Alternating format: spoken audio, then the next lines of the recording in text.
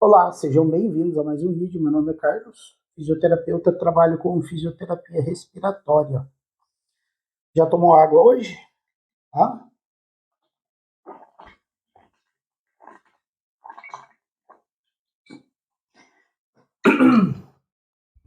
A água é, eu acredito que é a forma mais simples para cuidar da respiração, não só das crianças, mas também cuidar da respiração dos adultos. Por que eu acho que é uma forma simples de cuidar da respiração? Porque a nossa via aérea ela precisa estar umidificada para ter uma boa para a gente ter uma boa respiração, para ter uma boa troca gasosa e para evitar que se acumule secreção. Tá? O excesso de hidratação da via aérea ele pode favorecer o acúmulo de micro-organismos. E, infelizmente, esses micro-organismos, nós não fugimos deles. Então, assim, constantemente nós estamos inalando poeira. Essa poeira vai para dentro do nariz e vai atingir a nossa via aérea. Corpos de defesa, eles vão, englobam esse corpo estranho e destroem esse corpo estranho. Quando esse corpo estranho está em grande quantidade, aí tem um aumento das células de defesa se encaminhando para o pulmão. A destruição dessas células de defesa no combate a esse corpo estranho é a secreção. Tá? O que está muito comum aqui em Curitiba nessa época do ano? Está muito comum crianças com problema respiratório. Então, ontem, 3 mães me ligaram com um filho secretivo e se queixavam que a secreção não saía. A secreção não saía. E daí a gente vai na residência da pessoa, do paciente, atende e tal, realiza todos os procedimentos que dizem respeito à fisioterapia respiratória. Mas o grande cuidado vem da parte das mães, tá? Das mães, da família. E quando a gente está falando da criança, o que eu acho complicado?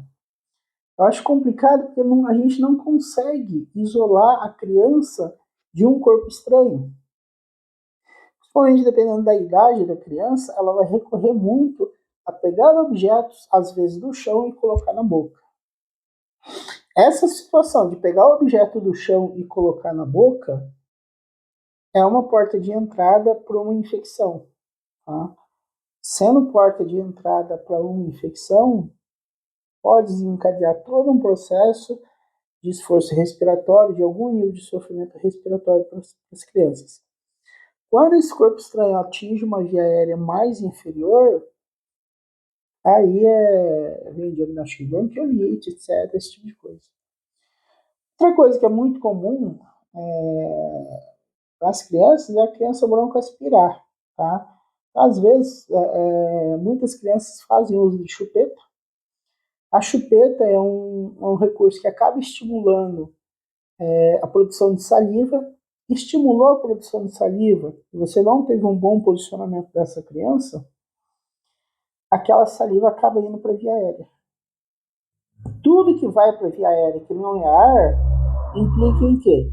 Em acúmulo de secreção, proveniente dessa batalha que eu falei para vocês, de células de defesa contra o corpo estranho. Tá? E assim, às vezes os pais e as mães, eles tentam bloquear de todas as formas, para que a criança não tenha acesso a algum agente contaminante. Infelizmente, uma situação ideal, eu particularmente não vejo, sabe? Eu não vejo. A proibição por completo, eu acho que gera um certo prejuízo também para a educação da criança. E também tem um detalhe, a proibição por completo que eu estou falando é que tem muitos pais assim, que seguram a mão da criança e às vezes a criança pegou a sujeira, bate na mão da criança.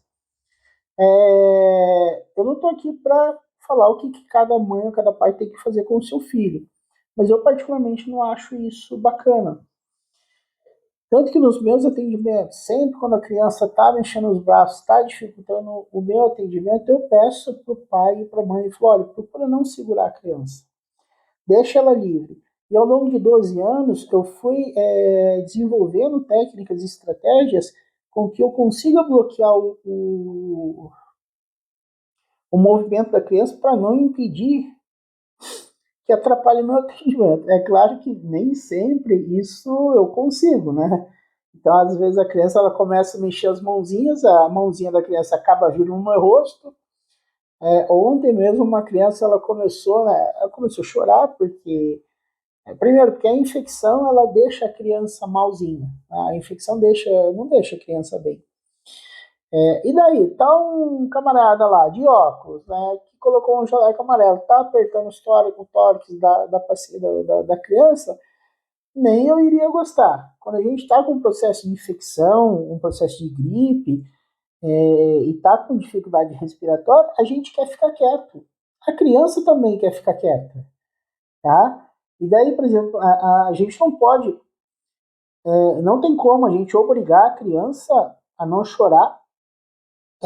A criança é um paciente que ela vai ter bem pouca adesão à fisioterapia respiratória por conta disso.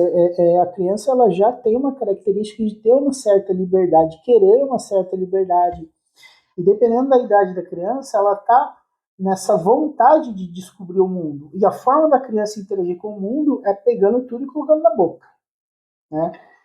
E daí eu tô lá e vem braço para cá, braço para lá. Daí ontem foi uma situação bem marcante. Uma dessas crianças que eu fui atender, acabei de atender a criança à noite, então ela chorava e balançava as perninhas.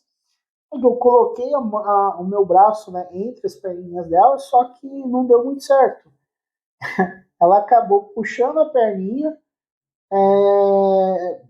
encolheu totalmente a perninha e daí esticou a perninha. Nesse esticar da perninha, a perninha da criança pegou bem aqui na ponta do meu queixo.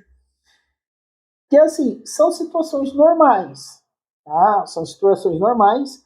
Quando isso acontece, não é culpa da criança, de forma alguma. Às vezes eu até peço para o pai, oh, pai, não fique bravo, porque isso é uma característica da criança. Tá? Ninguém quer. Às vezes o adulto ele não manifesta como a criança, porque a criança não sabe falar. A criança não sabe falar e às vezes ela não tem escolha também, né? Vai ter que fazer.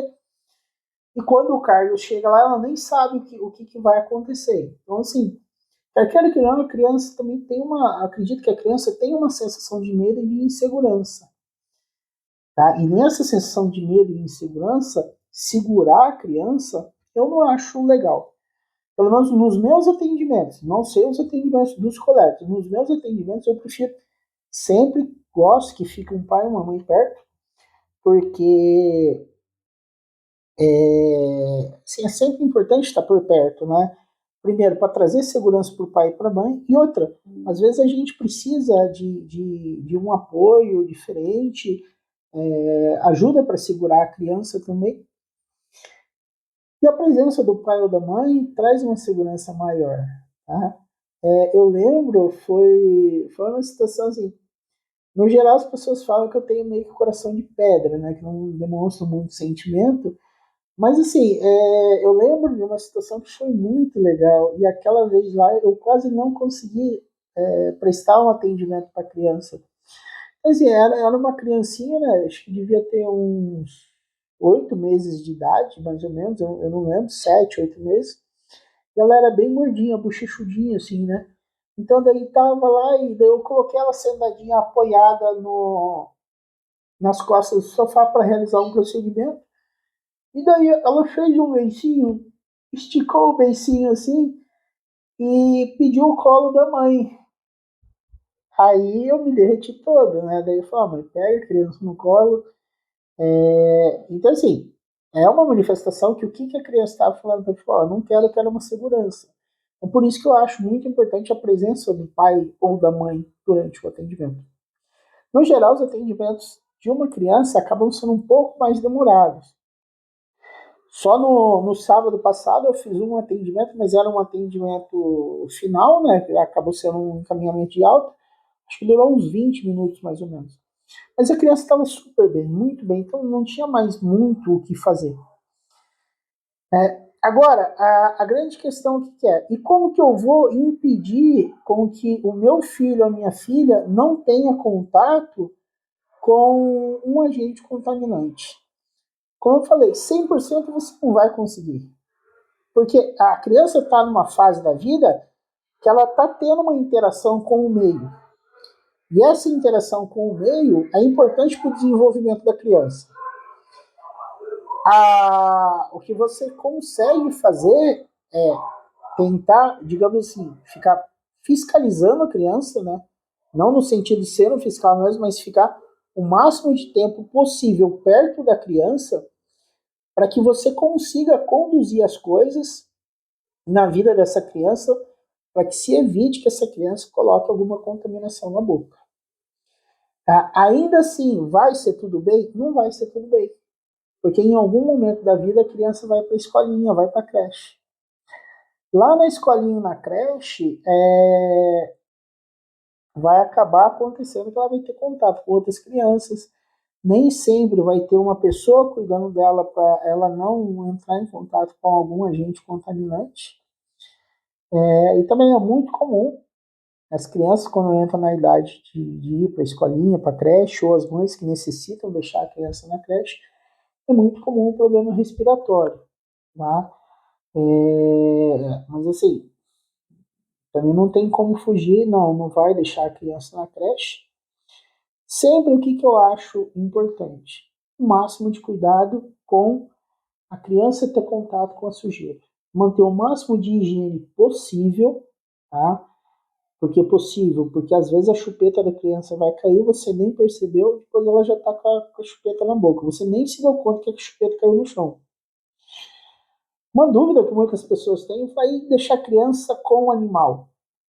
Mesmo a criança tendo problemas respiratórios, eu defendo, de certa forma, a criança ter contato com o animal. Só que, assim, um contato dosado, né? É claro que se a gente tem um animal que convive ali diretamente com a criança, para correr o risco a ponto de lamber a face da criança, né? Isso não é nada benéfico. O cachorro, ele tem as características dele, ele tem a vida própria dele. A vida do cachorro, ela se baseia em ficar fuçando as coisas, né? Cheirando e tal, e alguma coisa que o cachorro dele vai acabar colocando na boca também. Então, eu acho que nem precisaria falar, né? É uma coisa assim que não é bacana. Mas por que eu estou trazendo isso aqui para o vídeo? Porque eu acho importante, sim, o contato com o animal, mas esse contato tem que ser dosado. Tá? Às vezes é uma criança asmática, só o pelo do cachorro ou do gato pode vir a fazer mal para essa criança. Agora, eu acho que é uma coisa que a gente tem que pesar. O pelo do cachorro, o pelo do gato é importante para a vida da criança, para o desenvolvimento da criança. Só que também é fato que o contato com esse pelo, que vai ser um agente agressor, ele pode trazer sucessivas dificuldades respiratórias aí na vida da criança, e essas dificuldades respiratórias seriam um pouco recorrentes. É um caso na minha vida profissional que durante 5 anos eu atendi uma criança. Essa criança foi muito importante na minha vida, porque assim, o avô dessa criança eu conheci na minha infância e ele ajudou muito a minha mãe. Aí, anos depois, eu comecei a atender essa criança e, e eles tinham bastante, acho que devem ter ainda alguns animais, eu lembro que tinha 2 cachorros e um gato, tá? E sempre quando a gente via, tá, tava lá o cachorro ou o gato em cima da cama da criança.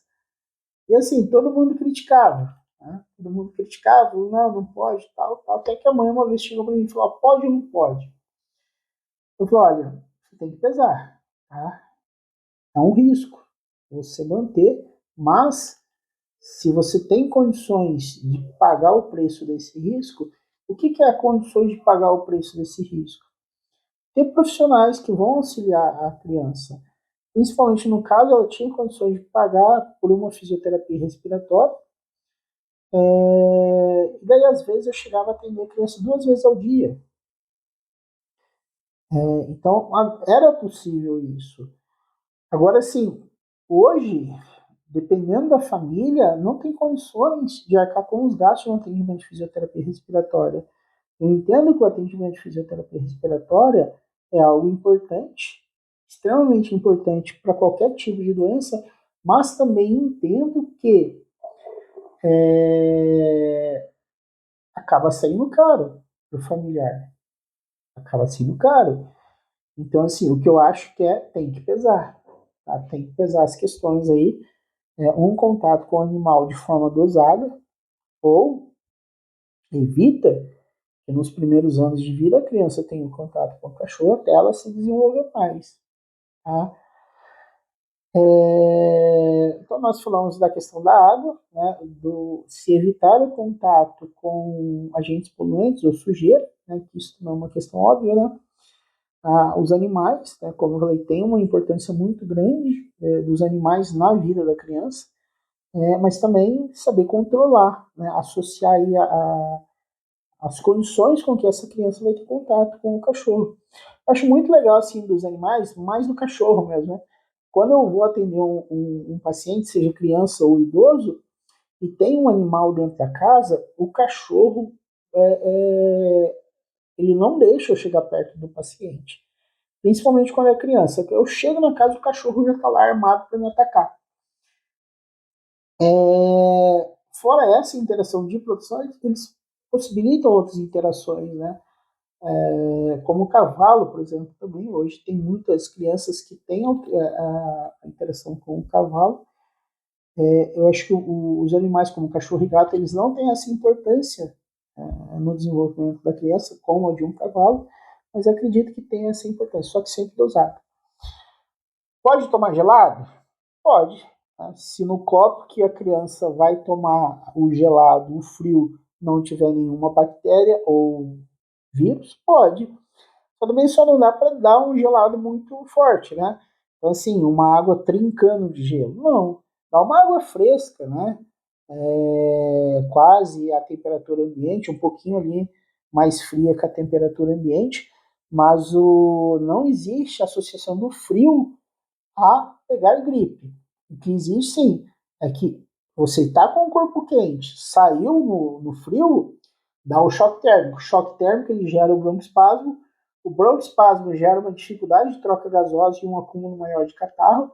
Aí sim você pode acabar pegando um processo mais infeccioso. Tá certo? Esse era o vídeo de hoje. Agradeço você que assistiu o vídeo até aqui. Um grande abraço e até o próximo vídeo. Tchau!